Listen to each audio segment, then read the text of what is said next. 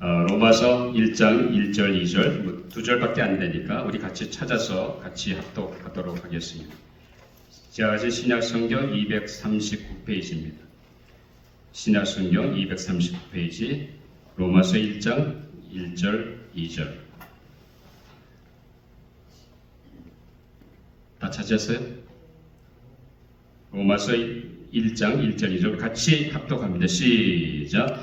예수 그리스도의 종 바울은 사도로 부르심을 받아 하나님의 복음을 위하여 택정함을 입었으니 이 복음은 하나님이 선지자들을 통하여 그의 아들에 관하여 성경에 미리 약속하신 것이라. 아멘. 자, 이 말씀을 가지고 이제 박동환 선교사 나오셔 성경 보고와 말씀을 증거하실 때 특별히 하나님의 자녀의 정체성을 제목으로 증거하실 때 큰 은혜가 임하시기를 바랍니다. 이제 박동환 선교사 나오시면 우리 할렐루야 환영하도록 하겠습니다. 할렐루야. 할렐루야.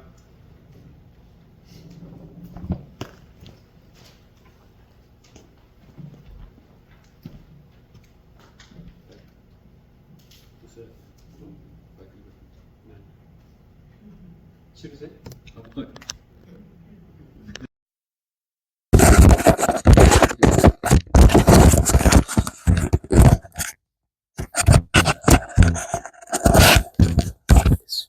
감사합니다.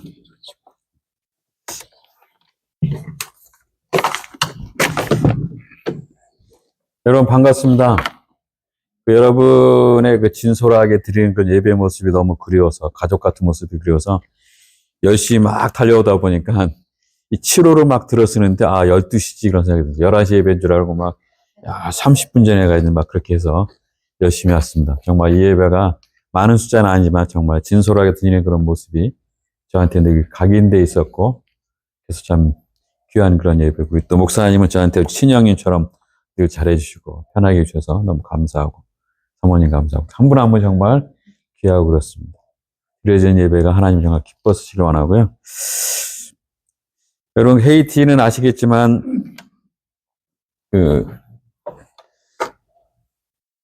지금도 이렇게 무정부 상태로 이렇게 진행이 되고 있습니다. 그래서 우리 몇 년간 우리 헤이티가 지속적인 그런 무정부 상태로 많이 힘들었었지만, 그러나 우리 조지아 장로교회 든 가족 여러분들의 기도와 사랑과 섬김이 잘 큰 힘이 됐다고 말씀드릴 수 있겠습니다.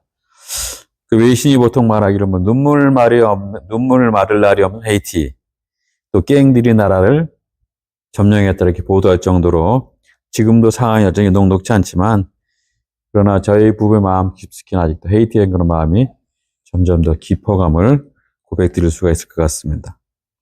그래서 정말 연초에 더욱더 건강한 모습으로 우리가 사역을 감당하기 위해서 그동안 미뤄뒀던 이성원 선교사의 망막 수술에서 한국에 나갔었는데, 가능한 빨리 수술을 받고 선교지에 복귀하자 이런 아주 기대에 부푼 마음으로 그렇게 나갔었습니다. 근데 선교지에 복귀 수술을 했는데 지병에 있었는지 영향이 있었는지 미뤘던 수술을 하는 과정에서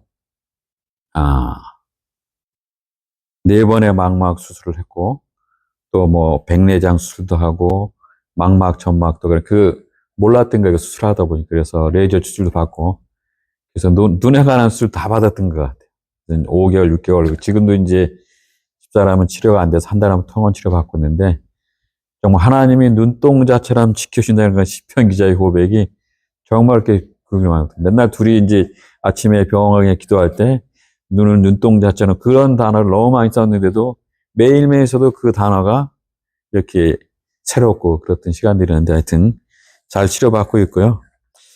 하여튼 감사합니다. 여러분 기도해 주셔서. 그 와중에서 헤이티는 한국에서 2025년 1월 25일까지 여행 금지 국가가 됐으니까, 나라가 유로우니 이제 헤이티가 여러 가지 무정부 상태로 갱들이 많으니까 이제 외교부에서 여행 금지를 시켰고, 그래서 미국 패스포드를 가진 한국 분들은 이제 들어갈 수가 있어요. 그 대신 이제 들어가서 일어나는 문제는 다 본인이 책임진다는 조건으로 들어가고, 이제 저처럼 한국 여권을 가지고 있는 사람들은 들어갈 수가 없어요. 들어가면 여권이 다 캔슬되고 1년 이하의 징역이나 1,000만 원의 벌금 이러는데, 그 금액이 문제가 아니라 이제 그리고 들어갔다 나오면 그 다음에 이제 제가 한국에 출국을 못하는 그런 상황이 이제 우리나라 규정인 것 같아서 여러분이 기도해 주셔서 빨리 잘 여행 금지가 풀리시도록 기도해 주시면 감사하겠습니다. 근데 아마 저는 한 이제 몇 개월 안에 풀리길 기도하고 있는 그런 상황이고요. 그러나 이제 그동안 비전센터 중심으로 저희 제자들이 잘 훈련돼서 줌과 지금 이제 왓츠업으로 지금 계속 교육하고 있고, 전 어제도 이제 9시부터 11시까지 이렇게 줌으로 교육하면서 서로 격려하고 위로하는 그런 시간들을 가졌습니다. 그러나 이제 현장에서 얼굴과 얼굴 대하고 하는 사역과 줌으로 하는 사역들은 많은 차이가 있어서 좀 안타까움이 있는 것도 사실입니다. 저희 이제 사역 한 20년 사역을 좀 돌아보면 아직도 뭐 주님과 함께 십자가에서 달려 죽지 못한 그런 모습이 많고, 그렇지만 그러나 이 어떤 광야의 그런 시기에 정말 하나님께서 더 함께 한다는 것들을 체험하는 시기이기도 했었습니다. 제가 지금 19년 차인데 초기 한 3년 동안 2006년부터 8년까지 사역을 돌아보면 그냥 끝이 보이는 긴 터널이었던 것 같아요. 끝은 보이는데, 그러나 하나의 소망을 가지고 견뎌냈다는 단어가 초기의 상황이니까 그렇던 시간이었고, 그 다음에 2009년부터 2019년까지는 그냥 비포장도로로 신나게 달리는 기계였던 것 같아요. 지진 후에 힘들고 어렵고 고난스러웠지만 그래도 마음대로 복음을 전할 수 있었고, 그 다음에 지금의 사역의 여러 가지 이제 그 지경들이 세팅된 시기이기 때문에 되게 감사하고 그런 신나게 비포장도로 달렸던 시기였던 것 같습니다. 그렇게 신나게 막 달리면서, 이렇게 한 10년만 전도하면 이제 헤이티의 민족 복음화의 마중물이 될 수가 있겠구나. 우리가 처음 헤이티에 왔을 때 이렇게 기도했던 것처럼 그렇게 어떤 구루터기가 될 수 있는 것, 그런 기대감을 가지고 막 사역을 했는데, 2019년부터 나라가 급속히 어려워지고 유엔군이 철수하면서 갱들이 다시 또 이렇게 움츠려있던 갱들이 득세하면서 갱들이 주도하는, 그래서 또 무정부 상태가 막 지속되면서 그때는 또 끝이 보이지 않는 터널 같았어요. 그 터널 저 넘어야지 그냥 희미하게 보일 듯 말 듯한 그런 불빛을 보면서 믿음으로 감당하는 시기였고, 정말 힘들던 시기였던 것 같습니다. 그래서 그 시기에서 이성환 선교사가 그때 나와 수술했으면 이제 이렇게 몇 번 수술 안 봐도 되는데, 그 1년을 잘 참다 보니까 그 참는 기간에 이제 안과 쪽에 질병도 많이 이렇게 진도가 나갔던 것 같은 아쉬움이 있긴 합니다, 사실은. 그래서 그때 이제 그 상황 됐을 때 정말 손만한 작은 구름 하나 이야기가 생각이 났습니다.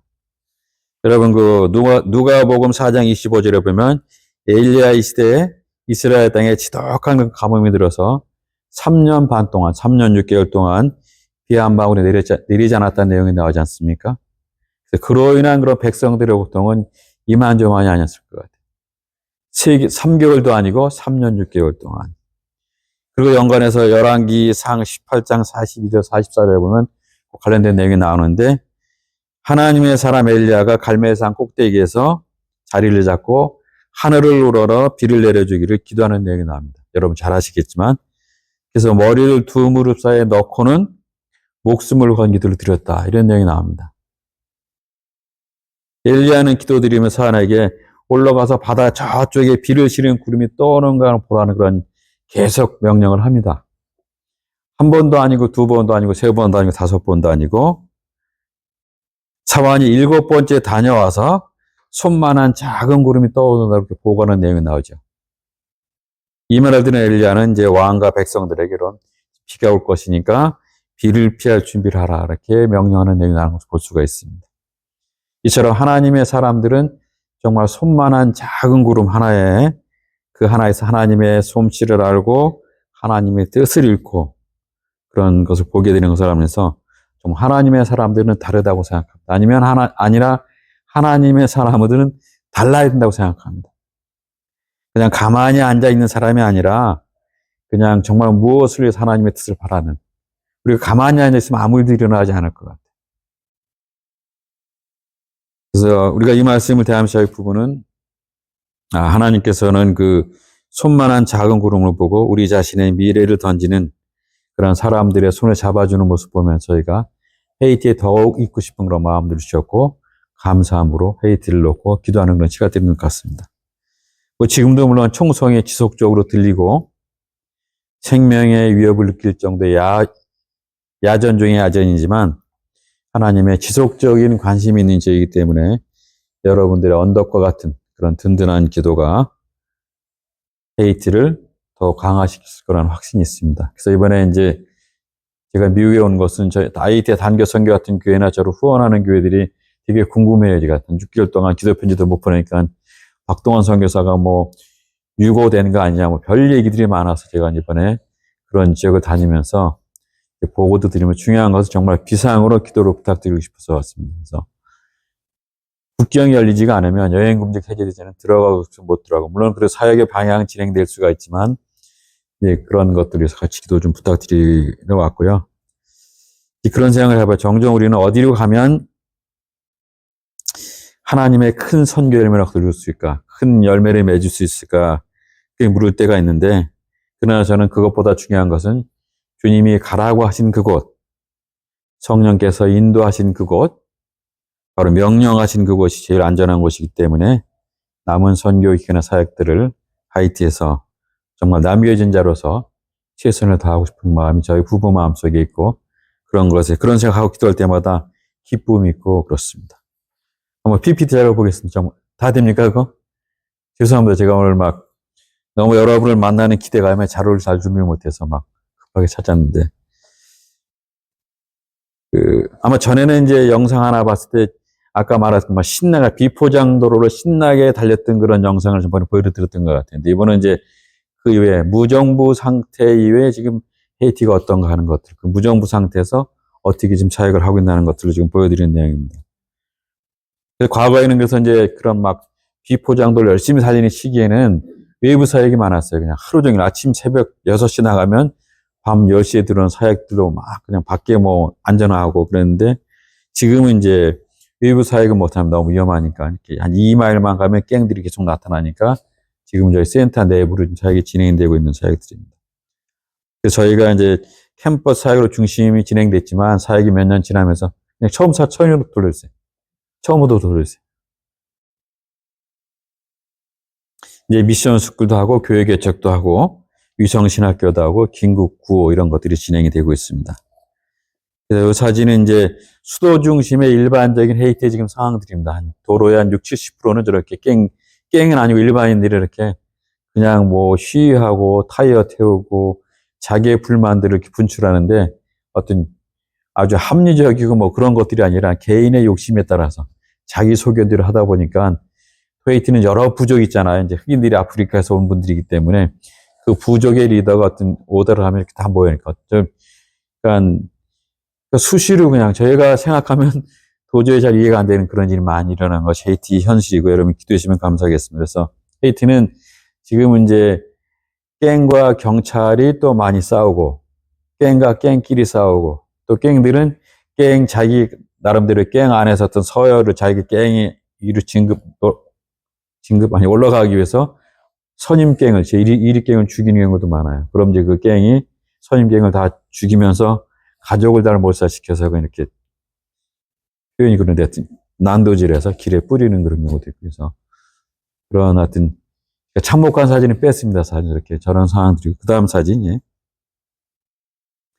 이렇게 이제 왼쪽 보면 갱들이 거리를 활보하는 모습이 총이 이렇게 다 있어요.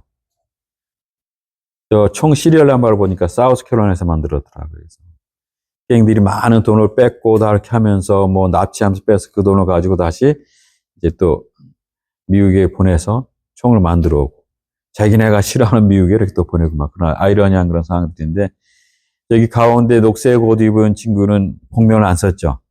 저 친구가 G9이라는 지금 헤이티에서 제일 영향 있는 갱의 지도자고, 저분이래요. 저 친구는 전직 경찰이에요. 그래서 이 구조들을 잘 알고 그런 친구인데, 이름도 바베큐라고 그렇게 이제 병명을 붙였는데, 하여튼 저런 갱들이 약탈과 방화가 심하고, 저 아래 오른쪽에 있는 사진들은 차량을 막 태운 건데, 저 사람들이 자기네 돈으로 구입을 못해요, 저 차는. 자기네 뭐 10년, 20년 돼. 근데 그냥 무상으로 받은 차니까 그냥 막 태우고 막 그런 것들이 심한 그런 것이 이제 논리적으로 이해가 안 되는 것이 이제 헤이티의 현실입니다. 그 다음 사진. 이건 한번 전에 사진 보여드렸던 것 같은데, 8개의 갱이 이렇게 헤이티의 수도를 다 감싸고 있어요. 그러니까 전에부터 이제 뭐 우리나라도 옛날에 50, 60년 정치 깡패가 있어가지고 정치랑 연관된 것처럼 헤이티는 정치 갱이 있어가지고 정부와 갱과 경찰 이런 거 커넥션이 너무 복잡한데 지금은 이제 저 갱들이 이렇게 수를 다 포위해서 저기 다 통행하면 다 돈들을 내야 돼요. 사람이 가면 사람은 돈 내고 차가 가면 차가 돈 내고 동물이 가면 동물이 돈 내고 외국인들은 납치하고 만약 이제 그래서 돈을 안 내고 이의를 제기하면 그냥 총으로 쏘고 갱들이 뭐 한 10대 후반에서 20대 초반들이 많기 때문에 아주 이성적이지가 않아요. 하다가 말을 안 들으면 말보다 총이 먼저 나가는 그런 상황들인데 저기 이제 400M이라고 쓰인 데가 저희가 이제 사역하는 현장 중심인데 저 갱은 저희가 한 10년 전에 처음 사역 시작할 때는 아주 그냥 이렇게 재미있고 그냥 돈 막 좀 요구하고 막 좀 양탈을 부리는 갱인데 지금은 아주 납치 전문 갱이 돼서 아주 이제 저희한테 되게 강압적으로 하면서 예우를 많이 주는 그런 갱들입니다. 그래서 저 이제 사진을 보고 있으면 그냥 목을 죄임을 당하는 것 같아요, 저희가. 갱들이 쫙. 그래서 비행기만 저기서 미국에서 뜨지 다른 지역을 나갈 수가 없기 때문에 이렇게 마치 어떤 그런 우리에 갇혀있는 그런 갱들 때문에 갇혀있는 그런 모습들인데 저것이 이제 헤이티의 현실입니다. 그 다음. 그래서 보면 이제 21년 7월 달에 대통령이 암살되지 않았습니까? 자택에서. 이게 있을 수가 없는, 경비가 정말 선대해서 시위와 폭동과 데모가 막 일어난 21년 7월에 대통령이 암살되고 21년 8월에는 2차 지진이 났어요. 7.2도. 이것은 2010년에 났던 지진, 2010년에 여러분이 기억하시겠지만 2010년 1월 달 지진이 나서 30만 명이 죽고 300만 명이 이재민이 났던 지진보다 더 큰, 물론 이제 남부 지방에서 났기 때문에 뭐 가옥이 한 10,000채가 부서지고 교회관 외벽체가 이렇게 무너지는 그런 사고였었지만 그런 지진이 나고 나서 그 다음에 계속 이제 그 21년 저 이후로 계속 갱들에서 무정부 상태가 지속되면서 국가가 되게 혼란스러웠었죠. 그래서 아까 말한 것처럼 이게 나라냐, 뭐 국가가 있는 그런 표현들이 많이 났던 그런 헤이티고요. 요즘도 보면 이제 얼마 전에 아까 목사님 말씀하셨지만 중보기도 네트워크에 국민의 50%가 기근에 엎쳐 있다. 뭐 그런 기도 제목들이 아주 많이 떠오르고 있는 그런 나라입니다. 예, 그다음. 이제 그런 와중에 저희가 진행되는 사역이 어떻게 되고 있나는 것도 잠깐 보여드리겠습니다. 전에 한번 이 사진 봤을 것 같은데, 저희 사역이 원래 하나님을 중심으로 한 사역이기 때문에, 선생님 몇 시에 끝내야 됩니까? 괜찮아요? 안 가죠. 아, 죄송합니다. 저희 집사님 저 보고 선교 보고 나가면 쓸데없는 말 하지 말고 짧게 하라고 그러는데 자꾸 알려드리고 싶은 마음 제가 좀 얘기를 많이 하는 것 같습니다. 하나님의 중심의 그 제자와 사역의 핵심인데, 그래서 건물보다는 사람에 관심이 많고 쭉 이제 그런 사역을 했었습니다. 근데 그 사역이 이제 저희랑 상관없이 활성화되면서 정말 총체적인 선교센터 하나는 필요하겠다는 건 필요성이 너무 넘쳐가지고 3년간 그런 협력하던 부족, 이제 아프리카 계열의 흑인들이 많이 잡혔으니까 부족 단위로 있거든요. 부족의 어떤 리더가 이제 땅을 지정해서 정말 그 공간에 이제 5년 동안 기도했던 공간이니까 정말 하나님의 사람을 키우는 건 못자리판. 키워진 하나님의 사람을 전국으로 실어나는 나룻배. 그 다음 저 센터가 민족의 모든 문제를 국제한 큰 사랑방. 여기는 아마 이제 다 연세 드셨기 때문에 알겠지만 옛날에 시골의 사랑방 그러면은 뭐 저녁 먹고 보통 모여서 형식이나 규정이 있는 것도 아닌데 거기서 그냥 막 얘기를 하면은 그 마을의 대소사가 다 이렇게 해결되고 논의가 되고 그 지방의 문제 해결됐던 것처럼 정말 저곳 센터가 저는 그런 민족을 그리스도의 사랑으로 변화시키는 공간이 됐으면 좋겠다는 마음으로 막 그런 기대감을 가지고 막 공사를 시작했습니다. 그리고 이제 정말 이것을 통해서 청년 10만 명을 변화시키고 교육자 10,000명을 변화시키면 정말 헤이티에 수백 년 동안 왔던 그런 고질적인 노예 문화가 예수 그리스도의 문화로 바뀌고 정말 민족 복음화였던 그런 꿈이 되고 잉태되고 푸르고 푸른 그리스도의 계절이 오게 하는 그런 주역은 아니지만 마중물의 역할을 할 수 있는 그런 공간이 되겠다는 그런 마음으로 막 저희가 열심히 사역을 했어요. 그래서 이제 일하는 친구, 제자들도 이제 그 동네 노동력도 제공하니까 좋아하지만 새벽 5시 반에 모여 6시까지 기도하고 5시 반에 오지 않는 친구를 일자리로 다시 돌려보내고 막 그러면서 이제 했는데, 정말 그때 신났어요. 그리고 이제 일하고 12시는 저는 이제 다시 이제 센터 들어와서 사역하고 그런 시간들이었었습니다. 정말 이렇게 신나게 이제 사역을 진행하면서 막 헤이티 전역에서 뭐 컨테이너도 갖다 놓고 이러면서 저희가 진행했는데, 이제 막 시에서도 막 이제 맨날 시장에 오고 막 관심 있게 보고 막 그래서 저 이제 속으로 이제 시장은 뭐 자기네 시에 그런 게 있으니까 좋지만 저는 이제 속으로 민족 보고마의 어떤 마중물 더 구루터기가 될 것 같아서 기대하면서 막 했었는데, 게임들의 행포한 무정부 상태로 해서 한 7, 80% 진행이 중단이 됐어요. 그래서 정말 제자들과 저의 상태는 상당히 멘붕 상태였어요. 이렇게 열심히 했던 사역들이, 이렇게 기도하며 준비한 사역들이 이 나라 상황 때문에 이렇게 변화되는 충격과 실망과 좌절과 막 분노의 마음까지 생기더라고요. 그래서 정말 경찰과 협력해서 하고 싶었어요. 그래서 그러다 보니까 마찰도 생기고 또 제가 너무 노출되고 우리 제자들도 생명의 위협도 생기고 이러면서 좀 잠정적으로 중단한 상태고요. 또 작년부터 우리 공동체 멤버들이 매주 화요일날 겟세마네 기도를 모이는데 저 기도를 많이 해요. 제가 시키지 않았는데. 그래서 이제 좀 다시 또 이제 회복의 때가 온 것 같은 생각이 들어서 제가 기도하면서 여러분한테 기도 부탁드리는 것은 저것이 정말 공사가 재개돼서 그런 공간이 될 수 있도록 그냥 많은 건물 중에 건물이 아니라 하나님의 생명을 잉태하는 데 도움이 되는 그런 공간이 돼도 기도해 주시면 감사하겠습니다. 제가 올해 한국에 있을 때 이제 엑스포로 74라고 74년도에 큰 대회가 있었어요. 기억나시는 분이 많을 텐데 그때 50주년 행사에 가봤더니 1974년도인가 엑스포로 74라는 대회에 대해서 많은 사람이 힘들다, 어렵다, 불가능하다 막 그랬는데 그 대회가 어찌 진행이 됐고 그게 한국 기독교에서 큰 한 획을 긋는 그런 행사가 됐었거든요. 그것을 보면서 제가 깜포에 대해서 확신을 갖게 됐어요. 깜포가 힘들지만 우리의 머리는 어렵지만 저 센터가 그렇게 드려지기를 기도하자. 그냥 버려두면 안 될 거라는 그런 마음을 가지고 기도하면서 여러분의 그런 기도를 부탁을 드리겠습니다. 그다음 예, 그것도 이제 거기 현장에 저희가 이제 저희는 학교와 병원과 교회와 지역센터들께서 교회도 한 1000명이 들어가는 공간을 이렇게 바닥 공사를 다 해놨고요. 병원도 그냥 중급 이상의 병원. 원래 대형 병원 하려고 그러는데 좀 여러 가지 상황들 그렇게 준비를 했었는데 지금 컨테이너를 한 30개가 들어가 있죠. 저런 상태인데, 예. 너무 아쉽지만 하나님이 어떻게 인도하실지 기대가 됩니다. 예, 그다음. 저희가 제일 메인 사역은 캠퍼스 하겠습니다. 선교단체 출신이니까. 그래서 국립대학에서 한 대학생을 전도하면서 시작한 캠퍼스 사역인데 지금 이제 밖에서 못하니까 저희 내부에서 한 달에 한 번씩 모여서 리더십 트레이닝의 초급반, 중급반, 고급반, 기초반 강의가 있고 이제 리더들 그런 기도 모임들이 진행되고 있습니다. 외부에서는 저희 이제 오른쪽에 있는 사인들은 저희가 교제하고 나누고 식사하는 그런 공간들이고요.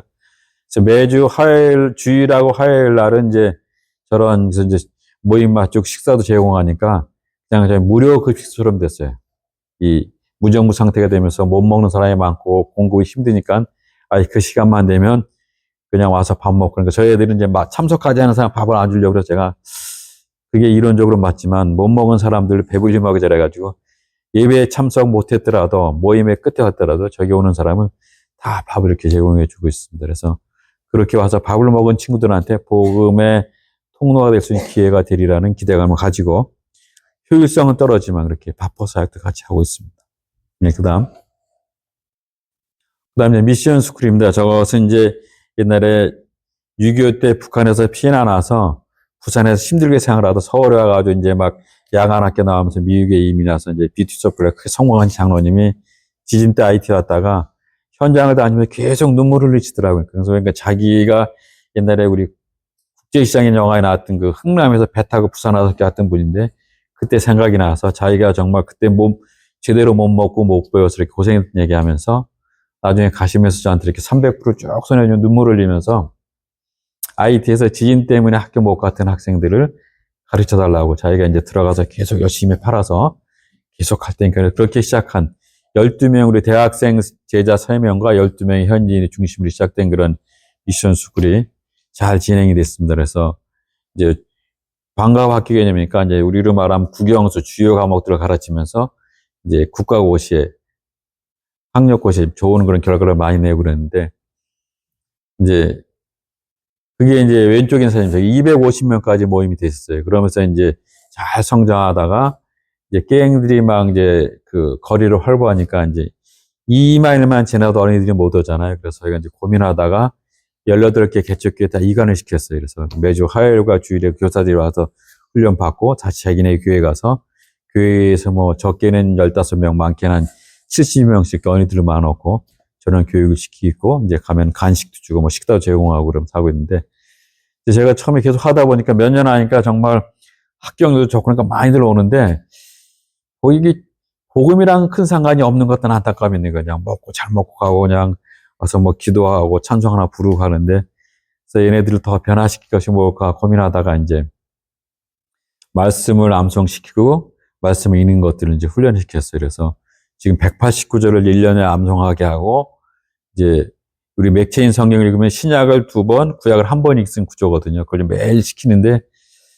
이제 잘은 하는데 뭐가 좀 동기부여가 안 되겠더라고요. 그래서 교사가 그런지 해놔서 그러면 상품을 잘 주면 된다 그래서 이따 뒤에 설명하겠지만 말씀 암송 축제를 해요. 그냥 이거 암송 대회가 아니라 축제처럼 해서 그냥 참석하면 다 상을 주고 그 상을 받는 사람들한테는 그냥 푸짐한 상을 이 사람들이 기대하는 거 이상으로. 그래서 이제 지금 아주 잘 되고 있는데 저는 이제 왜 저런 생각을 했냐면은 우리가 보통 1년을 잘 살려면 농사를 잘 짓고 20년, 30년을 잘 살려면은 나무를 심고 100년지기를 바라보려면 사람을 잘 키워야 그런 말이 있지 않습니까? 그런 마음은 어린이들한테 그 말씀을 지금 암송을 시킨 것이 그 암송만 됐지 그 가슴에 내려가지 않고 삶으로 나타나지 않을 수 있지만 그러나 그것이 걔네들이 계속 암송을 생각하다 보면 언젠가는 그것이 가슴으로 내려가고 가슴으로 내려갔던 말씀이 행동으로 나타날 때가 있겠다는 그런 마음. 그런 것이 헤이티를 변화시키는 소원합니다.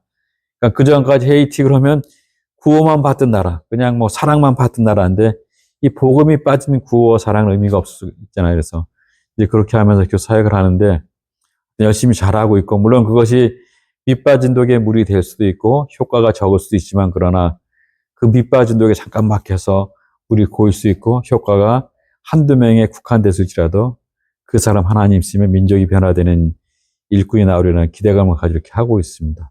저건 이제 수도 중심으로 진행되는 미션 스쿨이고요. 그 다음. 저는 도시 빈민가에 있는 그런 미션 스쿨들입니다. 예, 그 다음. 저거는 이제 중부 지역, 도미니카 국경에 있는 지역들인데 이렇게 나무 밑에서 하는 데도 있고 그냥 교회가 이렇게 지붕이 없는 교회도 있고 뭐 이렇게 천막인데도 그렇게 다양하게 지금 그 상태로 하고 있습니다. 그 다음. 예, 그 다음 유성신학교는 저희가 이제 한 대학생 그룹이 성경 공부를 좀 체계적으로 하고 싶을 때 시작된 건데 헤이티에 있는 국립 신학교랑 이렇게 MOU를 맺어서 저희가 이제 한 2년제 신학교를 진행하고 있는데 2번 졸업생을 내고 지금 이제 이 무정부 상태 때문에 학생들이 오기가 힘들어서 지금은 이제 휴교 중인 상태입니다. 그다음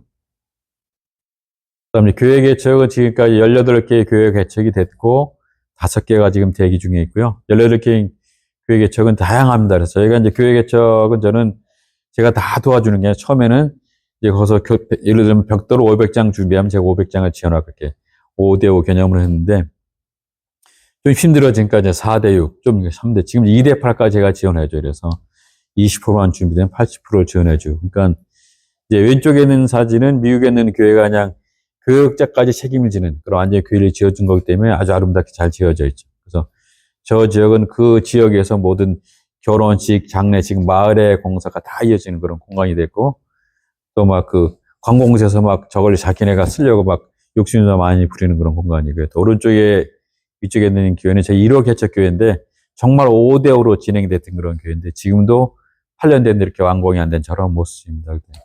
아래 모습. 그래서 그냥 이제 부족하면 그냥 다 추가로 지어주는 게 좋지만 제가 봐서 이렇게 저 사람 좀 1대1 매치를 도와주는 것이 자립하는 데 도움이 될 것 같아서 그 의지는 지금까지 지켜지고 있습니다. 그 다음 교회. 예, 저기도 마찬가지고 이렇게 다 완공되지 않은 모습이지만 나름대로 열심히 예배를 드리고 있습니다. 그 다음. 이거는 이제 아까 말씀드린 21년에 지진 났을 때 지붕들이 많이 날아갔어요. 교회들에서. 지붕과 벽이 무너져서 이것들을 고쳐주는. 무너진 건물 보면 다 이 세멘 속에는 나무가 들어있어요. 보통 철근이 들어있잖아요. 그러니까 사람들이 얘네들은 뭘 몰라서 그냥 그 나무 속에 세멘 속에 나무로 들어가는데 뭘 모르는 게 아니라 돈이 없으니까 그냥 자기네 나라 제일 든든한 나무로 가지고 세멘 하나 집어넣는 거예요. 근데 이게 뭐 지진하니까 다 무너졌죠. 그래서 우리가 흑인들을 쉽게 무시하서는 그건 아니고 저분들도 알지만 자기네가 상황이 안 되니까 그냥 세면 나무를 놓고 짓는 공사들이죠. 예, 그 다음. 이거는 남부의 산간지방인데 그냥 저 정도 상태면 자기네들은 예배 드리는데 충분하다 생각하고 있는 거고 이제 돈이 되면 조금씩 뭐 근데 한 달 뭐 이렇게 자기네 버스 노정 얼마 안 되니까 이렇게 진도가 빨리빨리 나가기 힘들죠. 제가 보기에는 이렇게 한 6개월에 가면 조금 진도가 변화가 돼 있는데 다른 분들이 보기에는 절대 변화가 없네 그렇게 볼 수 있는 그런 구조가 헤이티의 삶의 현실들입니다. 그 다음 도시 빈민가의 모습들이 그렇게 일단은 같이 이제 지역 지도들 같이 기도하고 기도가 모아지고 생각이 모아지고 이 사람들의 헌신이 확인되면 이제 공사는 진행합니다. 무조건 다 지어주는 게 아니고 한 저희가 15가지를 점검해서 준비됐을 때 이제 착공에 같이 들어가고 있죠. 그다음 예.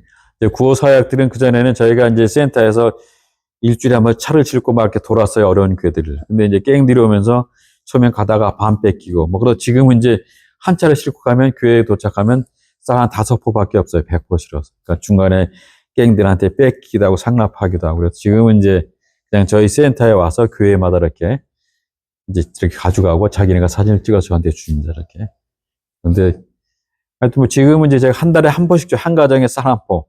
12.5kg짜리. 그래서 그걸 가지고 먹어라. 근데 뭐 이게 12.5kg짜리가 충분한 게 아니라 일단 그거 가지고 먹어내 살아야 되는 거예요, 그 사람들. 어떤 가정은 막 훈련이라든가 그냥 3, 4일 되면 다 먹고 와요. 근데 뭐 어떤 가정은 정말 한 달에 그냥 조금 먹고 이런 구조인데 그런 것도 훈련차로 지금 그렇게 이제 긴급구호는 뭐 고정적으로 하는 게 아니라 제가 이제 재정의 여유가 이렇게 룸이 되면 이렇게 공급해 주고 있는 그런 상황들인데 하여튼 이제 무정부 상태가 지속되면서 사람들의 이동이 힘들다 보니까 아까 목사님 말씀하신 것처럼 50%가 이렇게 기근에 허덕이니까 참 저런 필요가 많이 느끼지만 그러나 저것과 함께 그리스도 복음이 어떻게 전달되느냐가 중요한데 그런 것들이 잘 전달될수록 여러분들이 기도하시면 감사하겠습니다. 그 다음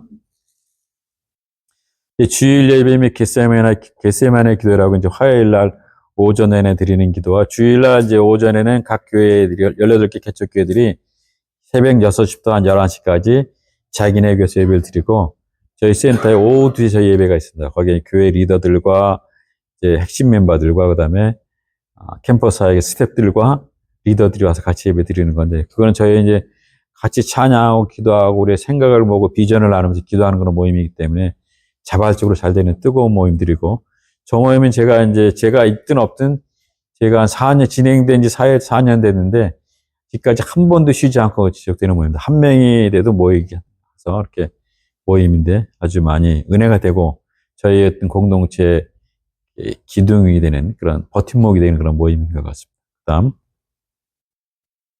그 다음에 이제 예배 후에 이렇게 같이 식사하고 교제하면서 뭐 사진은 되게 비주얼하게 나오지만 가서 보면 상당히 이제 아주 어렵습니다. 그 다음 아까 말씀드린 미션 스쿨의 말씀 축제입니다. 이제 막 외우고 말씀 외우고 읽은 거 체크하고 그다음 또 발표도 하고 막 이런 것들인데 저렇게 아주 교회 단위 팀워크 좋아지고 교회가 이렇게 붐업되는 그런 좋은 모임들이 있고 이제 가끔 제가 이제 교사들한테 함성을 시키고 근데 애들이 열심히 하는데 교사가 잘 안 해서 그런 교사는 저한테 아달을 많이 맞죠. 예, 그다음 예, 마찬가지로 이렇게 이제 각 교회들마다 이렇게 그룹으로 와서 열심히 하고 다 자기네 하여튼 최선을 다해 나름대로 해서 저는 이제 그래서 저런 것들이 정말 그렇게 말씀과 가까이 하는 그런 계기가 됐으면 좋겠다는 생각이 듭니다. 예. 그다음 저희는 이제 특별 미션 스쿨이라고 있는데 뮤직 스쿨인데 이제 우리 헤이시안들은 그러니까 악기를 다루고 이 찬양하는 걸 되게 좋아해요. 그 음악만 틀어놓으면 몸이 막 흔들흔들니까 저는 로봇처럼 뻣뻣하게 움직이는데 우리 현지인들은 그냥 부드럽게 해서 정말 이들이 잘하고 좋아하는 게 바로 악기를 통한 그런 찬양이구나 그런 생각이 들어서 미국에 있는 교회들한테 중고 악기를 주문을 받아서 저희 국립운전 스텝 하나가 정말 악기를 자기 6가지를 같이 다루는 친구인데 이 친구가 훈련시키고 이제 오디션도 해가지고 이 기본 저것도 하고 이제 그 다음에 우리 말한 것처럼 미션 스쿨은 말씀을 암송하고 읽어야 되잖아요. 그걸 암송하고 외운 친구들한테 이제 일주일에 2번씩 악기를 가르치는데 정말 잘하고 있고요. 물론 이제 지금도 이제 센터 주변에 좀 안전한 데 가서 전도하고 그러는데 가서 물론 악기도 뺏기고 뭐 기타 같은 건 잘 뺏기도 하지만 그래서 뺏겨도 나가라 그래서 아키가 지금 반은 다 뺏겼지만 그래도 그 나름대로 열심히 하고 있고, 이제 지금 한국에서 어떤 저 얘기를 들은 이제 친구 목사님이 이제 벤을 기증해서 지금 IT로 이제 실으려고 대기하고 이렇게 벤이 오면은 그 차를 가지고 이제 AT가 안정되면 AT들은 모바일 전도 찬양 그룹이 될 수 있을 것 같아서 정말 저들이 그런 건 정말 잘해요. 그래서 그런 것들 지금 하고 있는 그런 미션 스쿨입니다. 예. 마찬가지 그렇게 이제 품반에서 공부도 하고 악기도 다루고 그렇게 하고 있고, 아래 그림 이제 이 성경 암송 테스트 이런 거 못하면 이제 못한 애들은 다음 주에 못 오는 거예요. 징계 때문에 다 외워야 오고 막 이런 식으로 해서 당근과 채찍을 같이 하고 있는 그런 미션 스쿨인데 여러분이 다 특화될 수 있도록. 근데 저곳에서 저런 자기 같은 좋아하고 잘하는 것들 하지만 그러나 말씀을 분명히 그들의 가슴 속에 알 수 있는 그런 계기가 됐으면 좋겠습니다. 예. 다음 다 됐죠?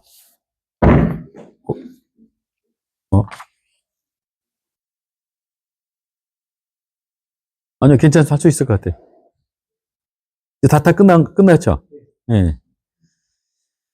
저희가 이제 처음에 캠퍼스 사역만 하려고 그렇게 생각했다가 이제 사역이 많아지면서 이제 분주하고 바쁘시지만 저희가 생각하는, 초심이 5가지가 있습니다. 뭐냐면은, 저희가 선교를 하기 원칙적인 전략 5가지인데 뭐냐면 처음 초심은 우리 선교의 주체가 하나님이다. 그런 마음을 가지고 있습니다. 그래서 우리는 단지 선교의 동역자로 쓰임받는 브릿지 미션이다. 그런 개념을 하고 있어요. 그래서 선교의 주체가 하나님이라는 것을 알게 되면은 우리가 되게 교만한 마음이 들 수가 없는 것 같아요. 내가 하는 것이 아니고 우리가 하는 것이 아니고 하나님이 하신다는 마음으로 진행하고 있고요.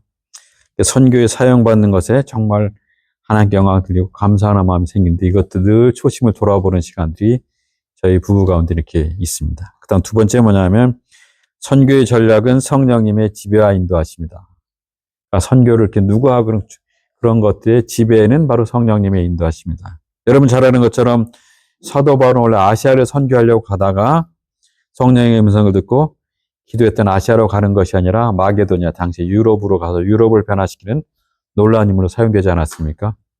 그리고 여러분이 잘 아는 언더우드 선교사는 원래 한국에 가려는 게 아니라 당시 인도로 가려다가 당시의 미전도 종족인 조선으로 방향을 바꿔서 한국이 선교 강국의 대국이 되는 그런 나라를 만들었던 선교사 중에 한 분이 바로 언더우드 선교사 아닙니까? 그래서 바로 하나님의 쓰임받는 사람들은 이렇게 성령님의 인도하심에 민감한 사람들이라는 그런 생각이 듭니다. 다음 3번째는 선교의 핵심은 돈이나 경험이 아니라 믿음과 선교의 열정이다. 이런 생각이 저희는 기준이 있습니다. 그래서 돈이 참 중요하죠. 그러나 가지고 있는 어떤 돈을 너무 의지해서는 사역에 많이 방해가 될 수도 있습니다. 그래서 좀 하나님의 선교를 위해서 재정이 필요하지만 너무 재정에 의지하지 않고 살았으면 좋겠다는 그런 마음을 가지고 있고요. 하나님에 의지하는 그런 마음이 정말 페이스 미션, 믿음의 설교의 기본인 것 같아요.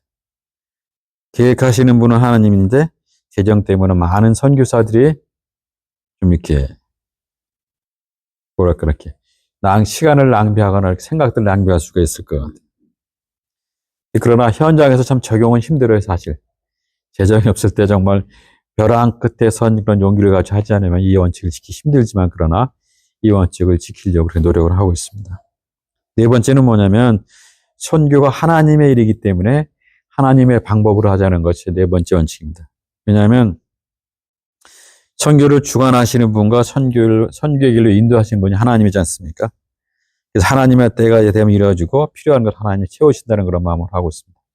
이 선교지가 이제 많은 여러 선교사가 있다 보니까 좀 보이지 않는 경쟁, 선의의 경쟁이 있을 수가 있잖아요. 그럼 이제 실적이라는 게 따르다 보니까 그런 어떤 하나님의 방법보다는 다른 그런 이성적인 방법이 등원될 수 있죠. 특히 헤이티가 이제 지진 나기 전에는 한 3가정이 재미있게 사역을 했어요. 그냥 가족처럼. 근데 이제 지진 나고 막 NGO 기독단체가 막 들어오고 그러면서 NGO도 뭔가 아웃풋이 이제 광고가 막 되니까 이 실적들이 막 진행되면서 저건 저 방법은 아닌데 그런 안타까움도 많았어요. 그래서 그게 한 선교사들 간에 한 4, 5년 정도 막 고민이고 갈등이 그러다 보니까 정말 순수한 선교단체, NGO 이렇게 좀 보이지 않게 그룹이 나눠지다가 이제 지진이 끝나고 또 나라가 어려워지면서 또 어려워지니까 사람들이 모이더라고요. 지금은 다시 하나 돼서 열심히 사역을 하고 있는 그런 상태입니다.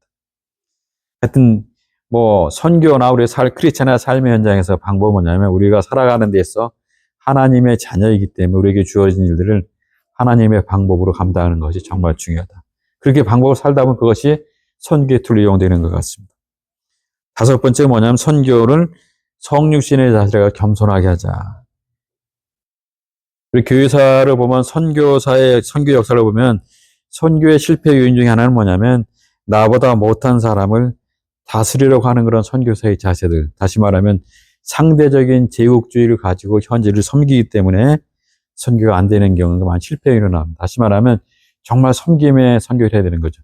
저도 이제 도미니카에 잠깐 있다가 이제 한국에 안 들어가고 IT로 있기로 작정하면서 이제 IT 막 대학교 가서 그 대학생 정말 열심히 했어요. 그냥 막 10만 명의 대학생을 변화시키면 도전을 주면 헤이티가 변화되는 기대감 가지고 막 그냥 아침누가 캠퍼스 나가서 막 전하고 가르치려고 안 좋지. 그런 답답함들, 문화적인 차이가 있는데도 상황에 어떤 그런 그 복음의 상황에 그거 별로 신경 안 쓰고 그냥 막 저희가 한국에서 배웠던 그거 가지고 막 진행을 했어요. 근데 한 6개월 됐는데 뭐 변화가 별로 없는 거예요. 애들이 우리가 사주면 잘 맛있게 먹고 그러는데 모임에는 안 오고 뭔가 우리가 있어서 저희가 연말 되면 저희 부부가 이렇게 원당금식 기도를 하는 것이 있거든요. 한국에서 그런 습관이 쭉 있었었는데 1년을 돌아보고 1년의 계획을 세우는.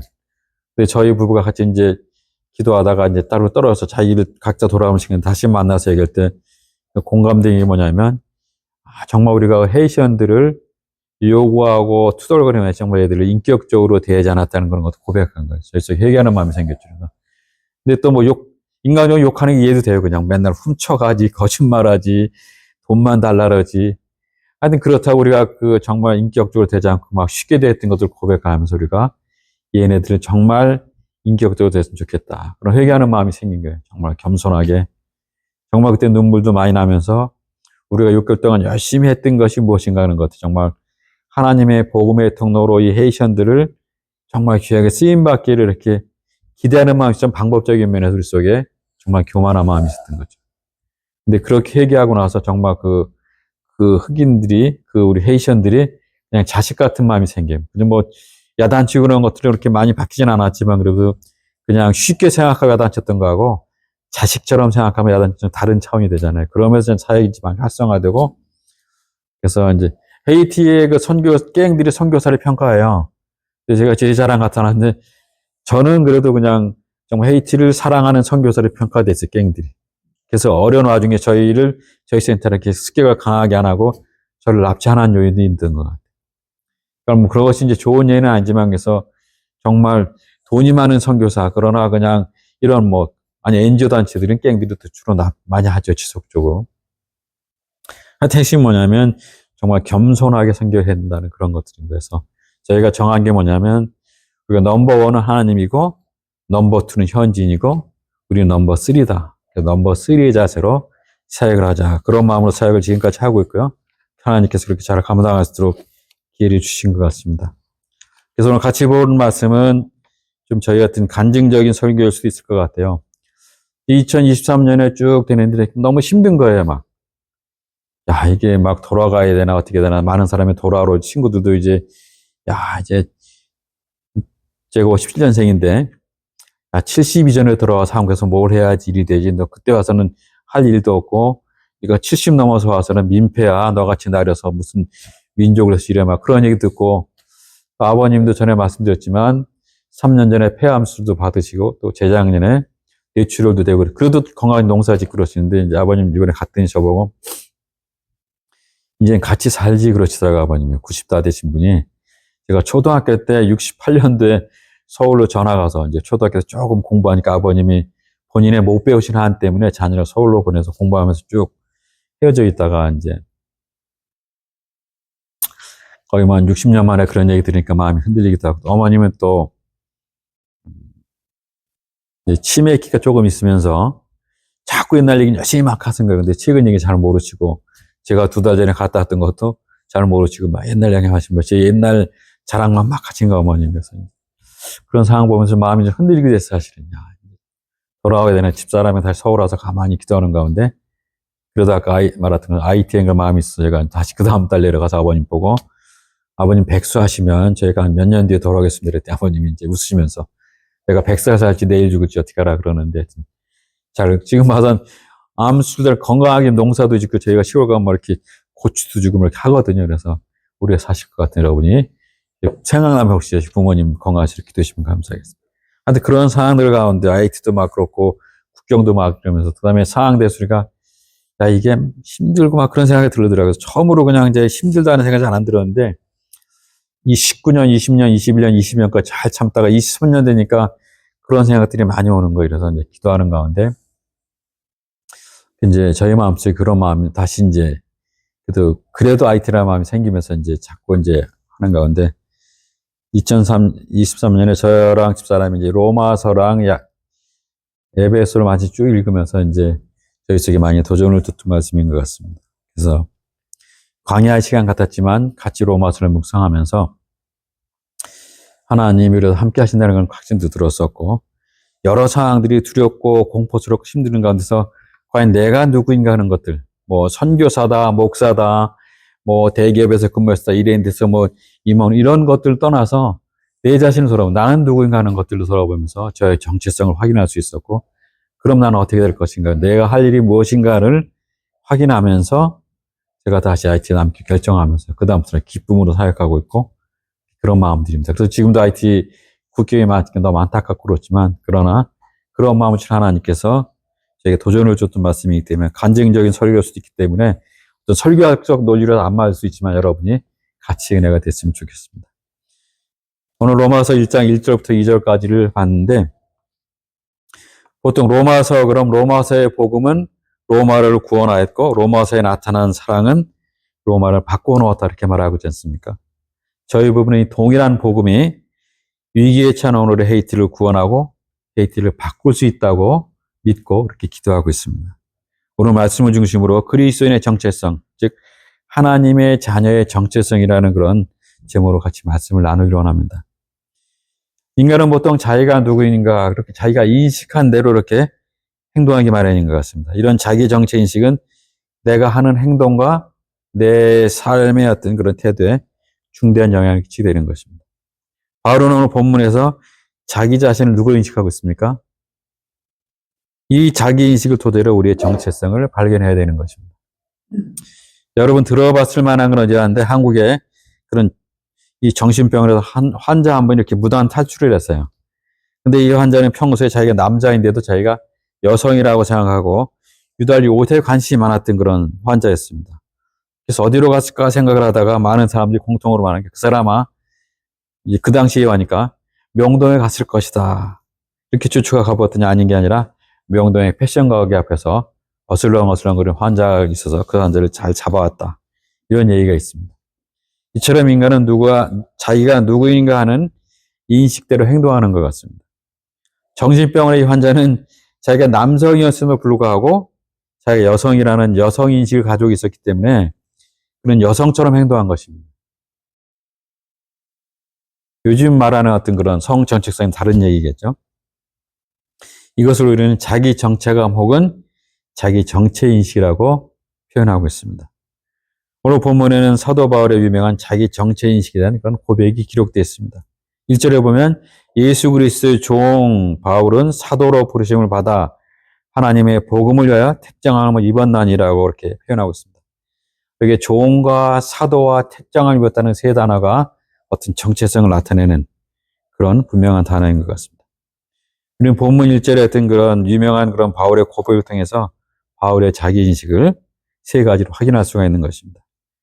하나님의 자녀인 그리스도인 나의 정체성은 나는 누구인가에 대한 답이 이 세 가지로 저는 개인적으로 요약되고 적용될 수가 있었습니다. 첫 번째 뭐냐면 나는 종이다 하는 것입니다. 바울은 무엇보다 자신을 예수 그리스도의 종으로 인식하고 있었습니다. 우리가 보통 종이라는 말을 들을 때 여러분은 어떤 이미지가 떠오릅니까? 종 그러면 그냥 뭐 자유를 박탈당한 사람, 속박당한 사람들의 이미지를 떠올릴 수가 있을 것 같아요. 종이라는 단어를 표기할 수 있는 그리스 히라버의 단어 중에 몇 가지가 있는데 바울 사도는 아마 그 중에서도 제가 찾아보니까 자기의 자유를 완전히 박탈당하고 주인에게 철저하게 예속되었다는 의미를 가진 둘로스라는 단어를 사용했을 것 같아요. 예수 그리스도의 둘로스인 나 바울은 이렇게 표현한 것 같습니다. 이렇게 자기 자신을 고백을 시작하고 있습니다. 우리가 흔히 종이라고 하면 좀 전에 말씀드렸던 것처럼 주인에게 억압당하고 무시당해 살아가는 그런 사람. 바울은 오늘날 본문에서 종의 이미지를 바울은 그렇게 부정적이고 소극적인 이미지를 사용한 것 같지가 않습니다. 우리 출애굽기 21장 보면 여러분 잘 아시겠지만 어떤 내용이 나오죠? 어떤 종이 주인을 위해서 6년 동안 열심히 일하고 7년이 되면 안식년이 돼서 주인은 그 종에게 자유를 제공한다고 되어 있습니다. 그런데 어떤 종이 주인에게 나와서 이렇게 말합니다. 주인님, 제가 지나간 6년 동안 열심히 살다가 주인님하고 무척 정이 들었습니다. 저는 주인님을 존경하고 사랑합니다. 그래서 저는 앞으로 나가 자유하지 않고 한평생 남은 생을 주인님을 모시겠습니다. 이렇게 고백하면 그 주인은 종을 데리고 와서 귀에다가 송곳으로 구멍을 뚫습니다. 멋으로 뚫는 것이 아니라 이것은 영원한 종에 대한 그런 예표로 뚫는 것입니다. 이 표시를 갖게 되면 그날부터 그 주인은 종을 더 이상 종으로 취급하지 않고 자기 아들과 똑같은 대우로 취급을 하는 것입니다. 이런 경우에 우리는 이 종을 사랑의 종, 자유의 종이라고 부를 수도 있을 것입니다. 좋은 종인데 자유한 종이기 때문에 그렇습니다. 주인에 대한 사랑 때문에 자기의 자유를 주인에게 오히려 드리고 스스로를 자원해서 종이 된 사람이고 그가 종이 된 동기는 바로 사랑이었던 것입니다. 바울은 본문에서 종이라는 말을 아마 그런 의미로 사용했을 거라고 생각이 듭니다. 겨우 한 나라를 지배하는 로마 황제의 종의 문제가 아니라 물론 그것도 대단하지만 만왕의 왕이신 예수 그리스도의 종인 나 바울은 이렇게 표현하는 것입니다. 그런 바울이 가졌던 동이라는 고백을 사랑하는 이웃들 앞에서 여러분은 고백을 드릴 수가 있겠습니까?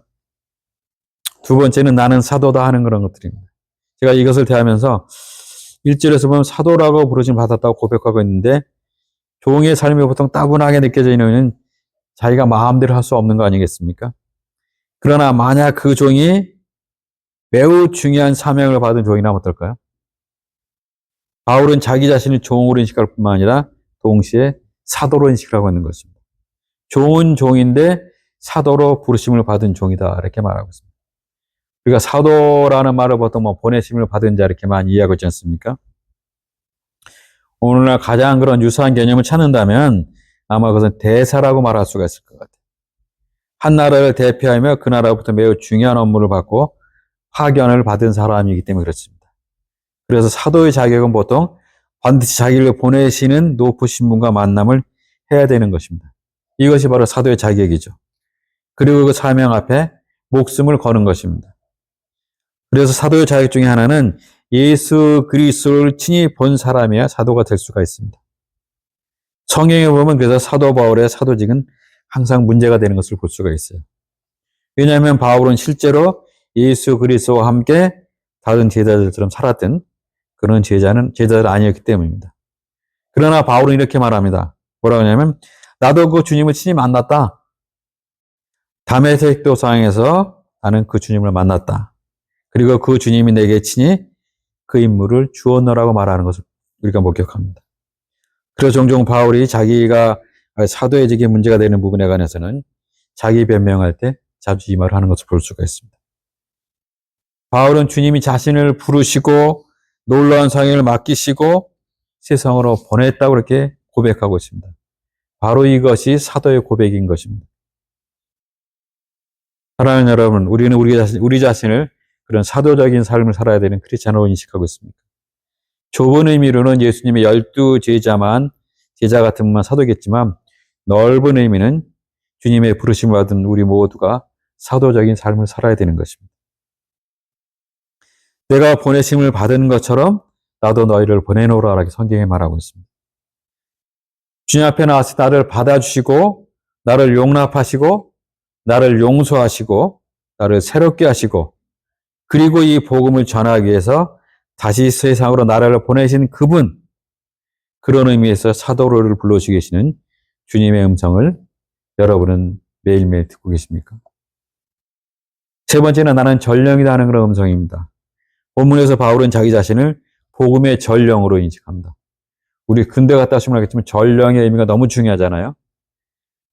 1절을 다시 한번 읽겠습니다. 예수 그리스도의 종 바울은 사도로 부르심을 받아 하나님의 복음을 위하여 택정함을 입었으니 이렇게 말합니다. 사도는 임무를 받고 보내심을 받은 자인데 바로 복음을 전하기 위해서 사도로 부르심을 받았다고 하는 것이 사도 바울의 자기 인식인 것입니다. 복음의 전령, 바울은 바로 이렇게 말하고 있죠.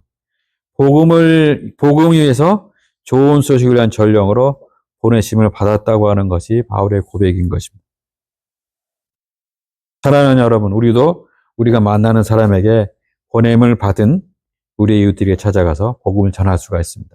심플하죠? 당신은 자유합니다. 그리스도를 통해서 새로운 사람이 될 수가 있습니다. 여러분은 구원이 가능합니다. 하나님을 섬길 수가 있습니다. 새로운 삶이 가능합니다.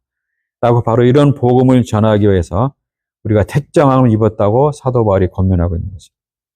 또한 바울 사도는 이렇게 말합니다. 요약하면 나는 이 복음을 위하여 하나님과 사람 사이의 화해를 위하여 그리고 인간이 다시 하나님을 사랑하고 하나님을 섬기는 사람자로 변하기 위해서 이 복음을 전하기 위한 복음의 전령자로 택정함을 입었다고 말하는 것입니다.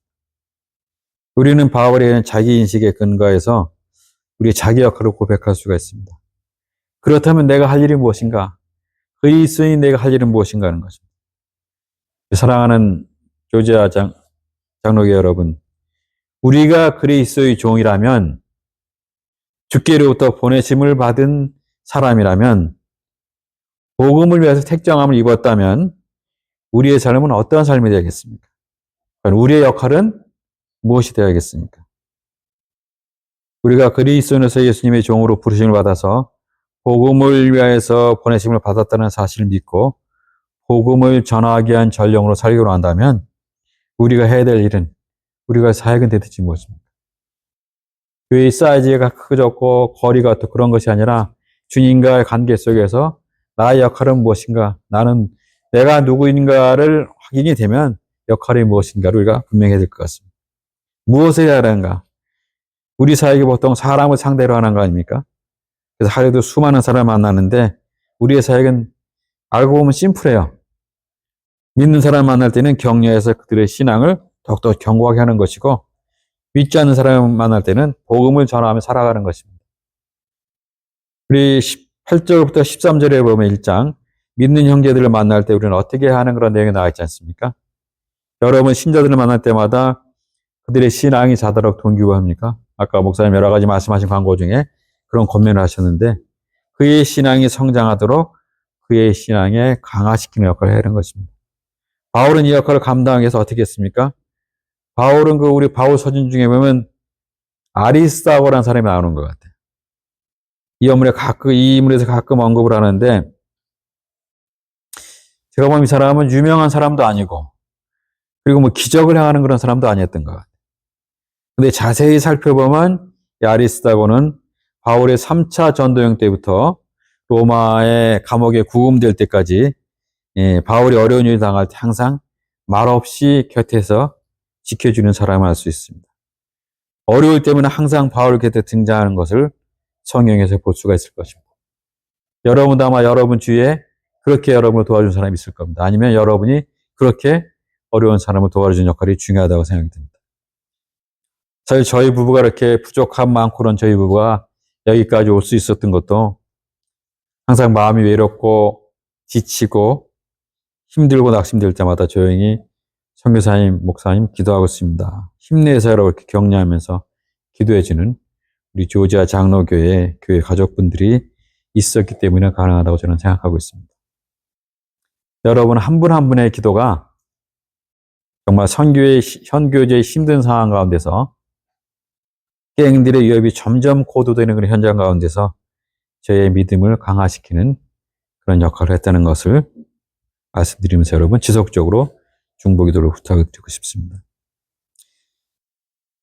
하나님 여러분, 우리가 믿는 사람 만날 때마다 우리가 할 일은 정말 하나님이 내게 주신 그런 모든 것을 가지고 어떻게 저 사람을 세울까 하는 서로 세우라는 그런 말씀을 이루는 것입니다. 이게 쉬운 것 같지만 진짜 어려울 수 있어요. 예수 그리스도의 종으로 사도로 전령으로 바울로 믿는 사람 만날 때마다 그들의 믿음을 견고해 주길 원했던 것입니다. 이것이 또한 부르심을 받은 저와 여러분의 간절한 소망이 되기를 바랍니다. 두 번째는 14절부터 17절 보면 믿지 않는 사람들을 만날 때 우리는 어떻게 해야 될 것인가. 너무 심플한 답이잖아요.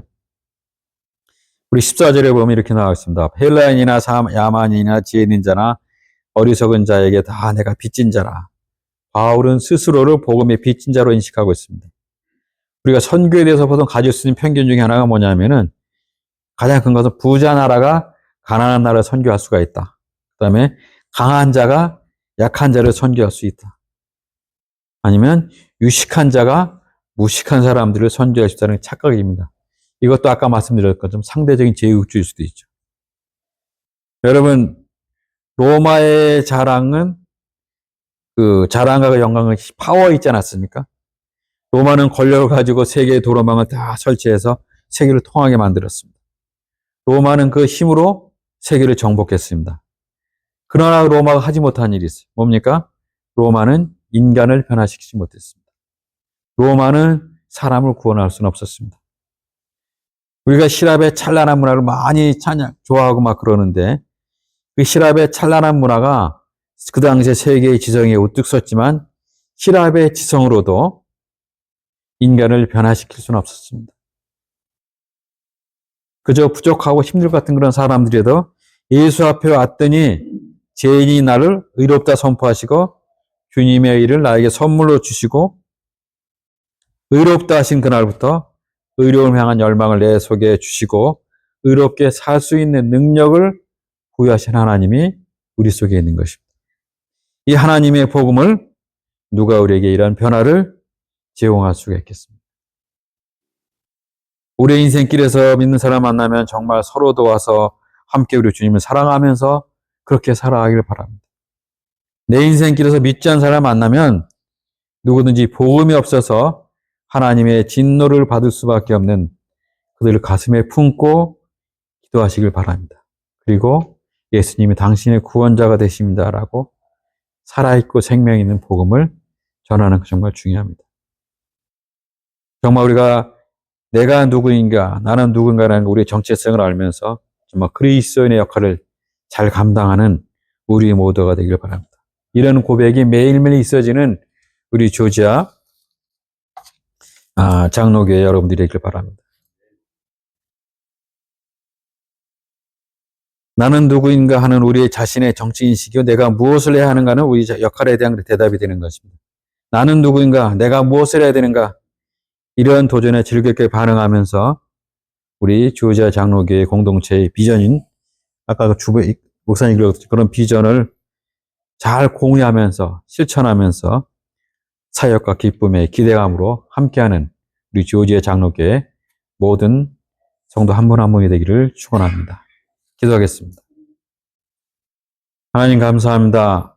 오늘 특별히 주님이 특별히 귀하게 사용하는 조지아 장로교회 보내주셔서 같이 사역을 보고하고 말씀을 나누게 하신 것을 감사합니다.